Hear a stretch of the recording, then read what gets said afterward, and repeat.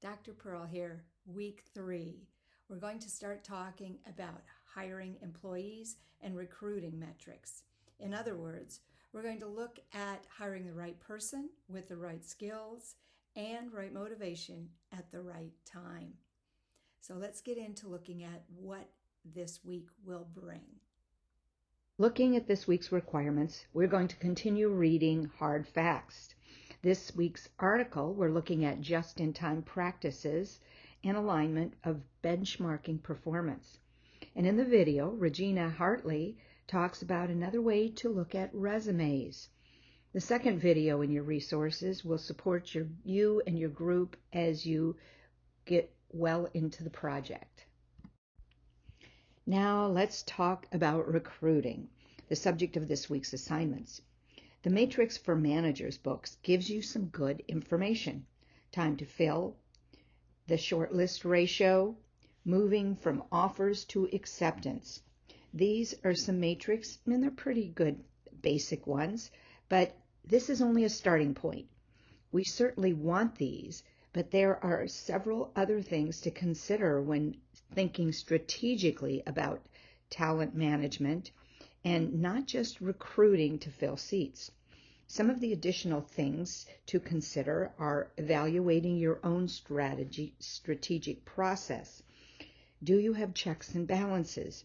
Do you have a way to identify the areas that are not effective in your current recruiting process?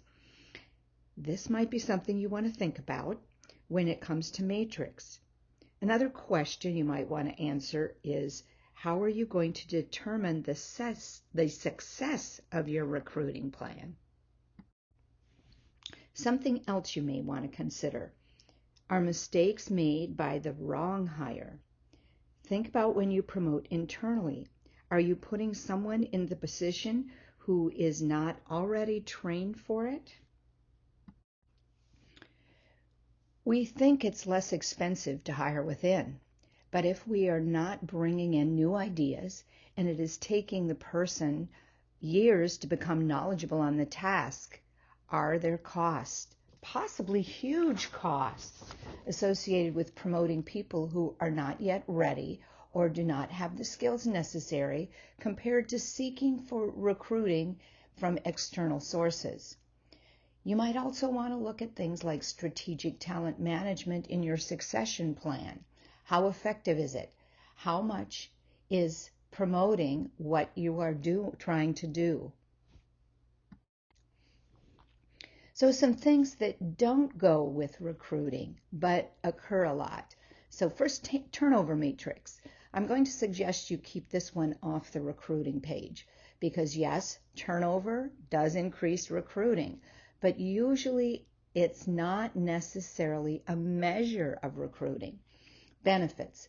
Is your company offering benefits candidates think of as good? Or are the benefits impacting who you can bring onto your organization? The same goes with compensation. Although benefits and compensation do not go hand in hand with recruiting matrix concepts, still think of it this way.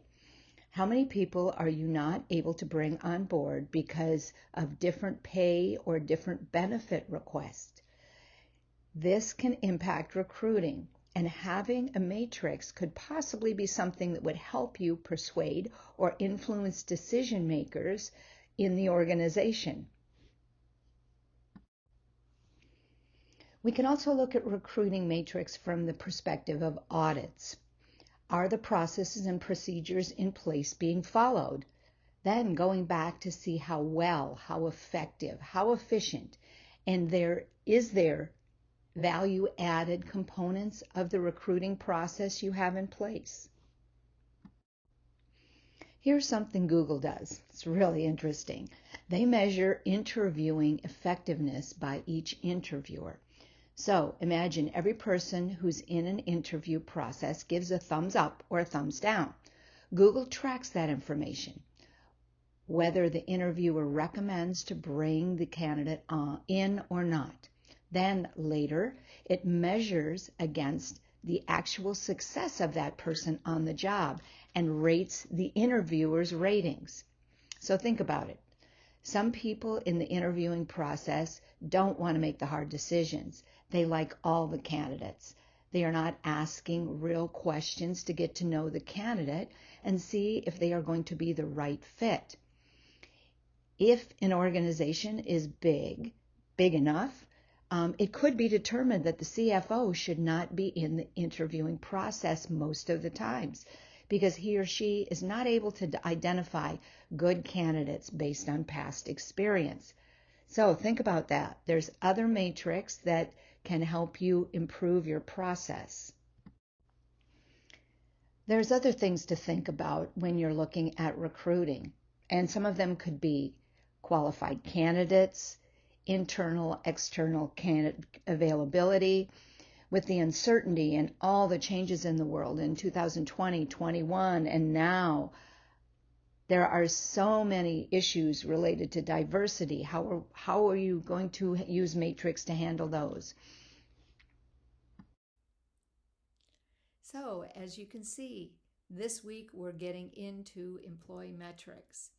If you run into any challenges or have questions, please don't hesitate to reach out to me. You have my email or text me at 941-962-1211. I'll get back to you and we can set up a time to talk. Anyway, I'm looking forward to seeing what you are writing, reading what you are sharing, and what's going on in your group. Have a terrific week, and I'll be back next week.